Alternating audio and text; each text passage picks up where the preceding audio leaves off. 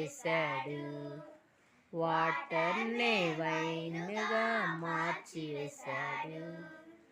చెప్పలేను బాబోయ్ ప్రభు గొప్పతనాన్ని, చెప్పలేను బాబోయ్ ప్రభు గొప్పతనాన్ని.